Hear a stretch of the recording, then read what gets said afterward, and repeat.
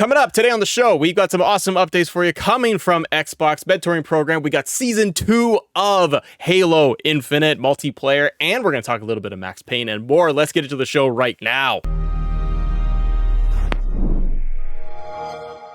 Everybody, welcome to Xbox A. I'm Matt, that's Court. And Court, you sound like Bane today. Welcome.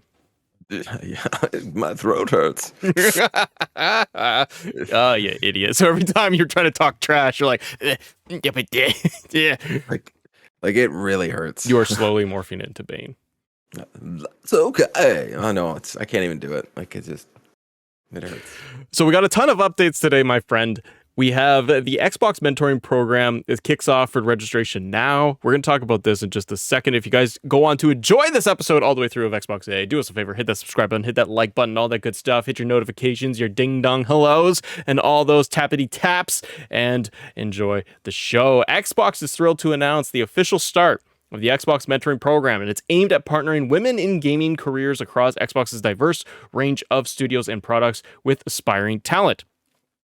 We have the first introduced on International Women's Day. The Xbox mentoring program gives you the chance to access valuable one-to-one coaching sessions with key leaders in select markets like the US, UK, Canada, Australia, New Zealand, France, Germany, Austria, Switzerland, Japan, Korea, and additional markets to follow. I want to do Bane really badly. If you aspire a career in gaming and live in the above regions, which is almost everywhere, in the below there's the mentoring program. We'll have the links in the description below for everybody. But you can meet your Xbox mentors. They list a bunch of the different women that are associated from the different regions, so from Canada, US, etc. They highlight all of the different mentors that you can be working with. It's a great initiative by Xbox. With the Xbox mentoring program, Xbox is opening up their world to inspire and support the next generation of women leaders in gaming. We are beyond excited to share our knowledge and hope for the program that generates meaningful engagements with tangible and purposeful actions to help foster career development in the gaming industry. I love it. Quartz, your thoughts on the mentoring program kickstarting with Xbox? I think it's fantastic as I have a young, nurturing daughter gamer. Mini Bane. No, she's been playing. Well, actually, she's lost her voice too because she was sick. But so I guess so. Yeah, Mini Bane. She's been playing a lot of Lego Star Wars. She's really into playing video games. And as someone that has been in chat rooms and played the Call of Duties and seen what it's like in the content creation side, I think this is needed, and I think it is a fantastic program. I agree. Let's switch over now, buddy, because we have a lot to discuss when it comes to the world of Halo. This little indie title of Halo Infinite is getting a season 2, and I think we're both a little bit excited, because I got to be very honest, I haven't touched Halo in quite some time. I straight up deleted it off my console. I didn't off the console. I put it onto my terabyte Seagate drive. Yeah. It's where it sits. So if I need to play it, it's there. But I haven't had a reason to go back to multiplayer. But they dropped a trailer today. Yeah, so it's on right now, and this is big news for multiplayer fans that have been waiting for Season 2. We had heard about them dropping inevitably a Season 2, and it looks like it's coming up very quickly. This article is massive from HaloWaypoint.com, so obviously we're not going to go through everything, but we do want to make some highlights here. Just looking at the beginning here of the article, it says, last week we put our Season 1 outcomes report to be transparent about the feedback we received since launch and the team's responses to emerging themes in the community. They looked at everything from accessibility, audio, multiplayer, sandbox, PC, and so on. This week we're doing another outcomes report, part 2, and they'll cover the feedback for customization, shop, battle pass, progression, challenges, ultimate rewards, theater, events, theater, observer mode, and more. There's a lot in here, but some of the bigger pieces, Court, are like the shop. So bundles will have more consistent value across different offerings. The battle pass progression. Season 2's free track will have more customization content than Season 1's. Players can earn 1,000 credits in Season 2 Premium Battle Pass. Weekly challenges will see more continued improvements. Ultimate rewards will be higher value cosmetics, such as visors, coatings, stances, no longer have emblems or backdrops through the course of the season. They've added the theater and observer mode will have some updates for stability and so on. The live, there's customization. A ton of it is just dealing with feedback. Live team responses as well. And I'm just scrolling through because I just want to be able to highlight some of the big things. Let's get down to that battle pass progression section that everybody wants to talk about. Okay, Big Daddy. Big battle pass and progression. Feedback. The desire for a career progression system separate from the battle pass. So they say They. that it's coming. It's in phase right now. They are designing and they want to nail it down before they pump it out. Then awards per match XP. I think that's the one that everybody for your performance. Right I here. think that's like Right the here. number one thing. Like, You and me. as soon as you play it, you're like you see someone like win, like get 18 kills and die once, and I'm like, so I got more XP than you because I used my handgun. Like, okay. 100%. So You gotta, but you awards gotta blue per skin. match XP that take performance into account. We know the desire for more, with also leveraging performance to plug into the system as well. And the battle pass per match XP is on the way later this year, so it will not be coming with season. Well, mind you, season 1 has been so long. Maybe it does come in season 2. They could say it comes season 2 and it'll be October. Players want battle pass to contain more value across both free and premium tracks.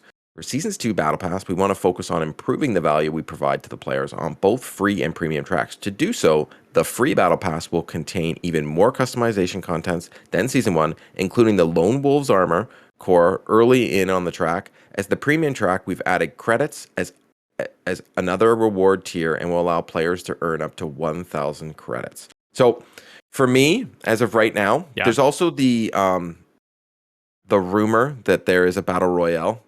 Because they have a lone wolf mode that has been leaked but hasn't been confirmed yet because they don't really talk about it in any of the information that we were given just this morning.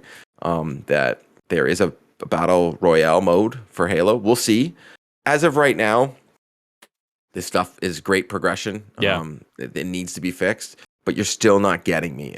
There's no drip for me. I wasn't having fun.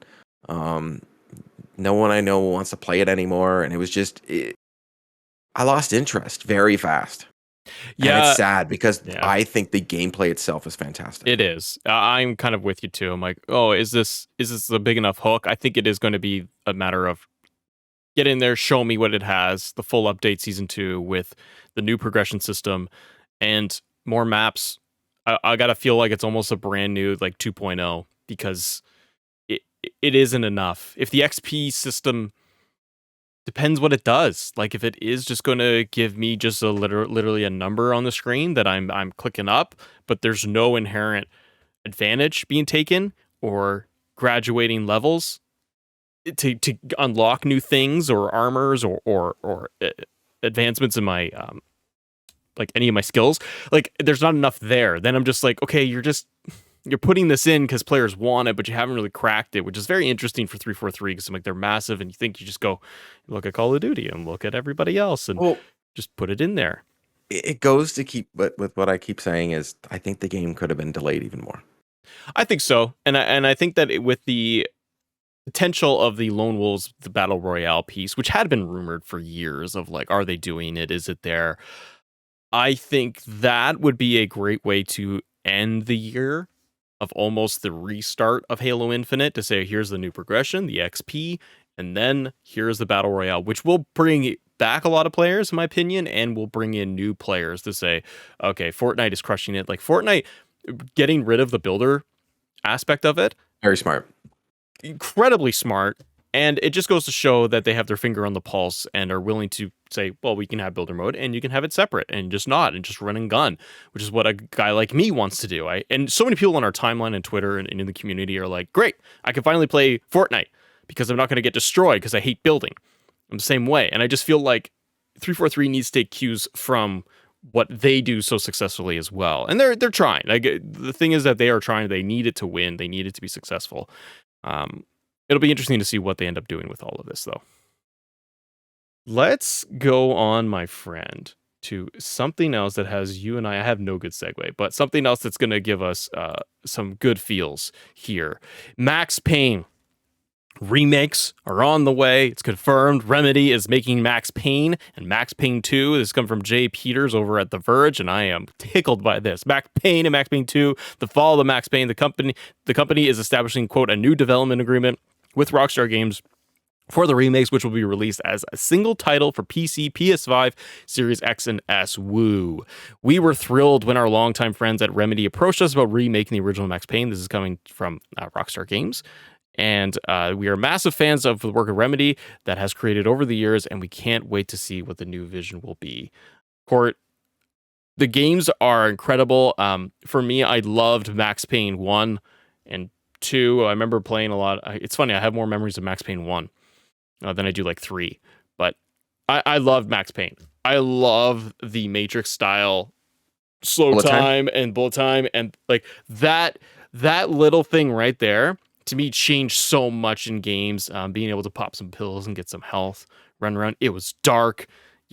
It had such a cool aesthetic to it. I love this, and I think it's a great game to bring back.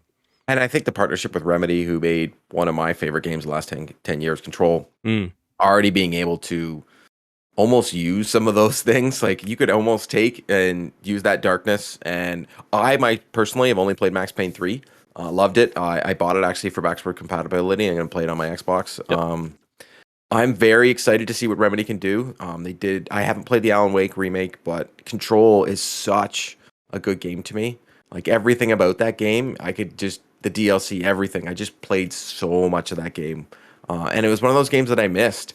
And I'm hoping that these two games that they make me fall in love with them as well.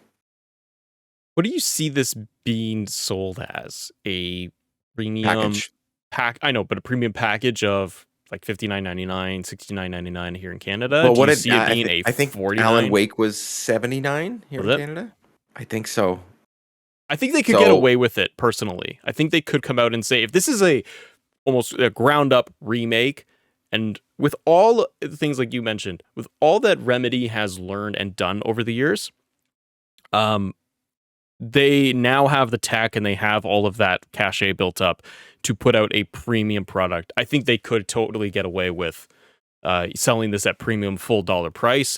I think of things like Ratchet and Clank when they came out with not the last one we just got, the one before that, and they sold it at like $10-20 less. Like it wasn't a premium price. Yep. But people love that and they gobbled it up. So I don't know. We're getting two games. We're not getting one, so Yeah. I can see the premium price tag on it, but maybe cheaper. But here in Canada, not many games are cheap. That's very true. The last bit of news that we have here is that we're talking about 46%, this is coming from VGC, 46% of US PlayStation and Nintendo players would consider Xbox Game Pass if it adds the Activision titles. Court, you added this in. Talk to me, brother. What is going on with the percentages the United States? It seems that the Activision Blizzard acquisition will actually gain subscribers, and it shouldn't come as a shock to anybody. Call of Duty is a system seller. So many people only buy Call of Duty, and that's the only game they buy. So Call of Duty coming to Game Pass, it's almost a no-brainer. If you buy Call of Duty every year, I don't know. It just makes sense. You just get an Xbox because you know it'll come with Game Pass, and then you're going to get that person to like more games. We'll see these stats, these little articles every now and then. I'm just like, I find them interesting, but at the same time, they are what they are. I saw that there was a Twitter poll out there. More people were talking more about the Bungie PlayStation acquisition than the Activision Blizzard one as well. Like weird things that you don't even think. But obviously. The Activision games coming to Game Pass is going to be a huge get for Microsoft whenever that does happen, if it does happen. So the article says here that it found that the inclusion of Activision titles on Game Pass would also tempt 43% of Xbox gamers, 42% of PC gamers, for 27 smartphone game base in the US to subscribe. But who did they talk to? You know what I mean? Yeah, I'm like, who are you polling? 10 people, 1,000 people, 20,000 people? I don't know. I do think it's almost a no-brainer, like you said. You add Call of Duty on an Xbox, literally come out with a new gen Xbox with Call of Duty on the box. People are going to sell. They already have a heavy association. I know the PlayStation numbers were extremely large, or larger than Xbox users, but I think that it's the bro box still, and people play Xbox and Call of Duty, and you just mash that together. But it's what we've said before on the show. I think 5 years from now is when you see that turnaround of people just going very much associating Xbox, Call of Duty, they're merged, they're together, clean slate, all of that. And then Bungie is the same site on PlayStation, right? Yep. So let us know in the comments. What do you think of all this news? Are you up for Max Payne 3? Do you care? Does it make you get Game Pass just because of Call of Duty? And to be totally honest, Are you jumping back into Halo? Does it even matter? Do Let us it. know. Come on, Court. Give me a Bane. No, it hurts, man. Oh, it hurts, does it? The fire rises. See ya.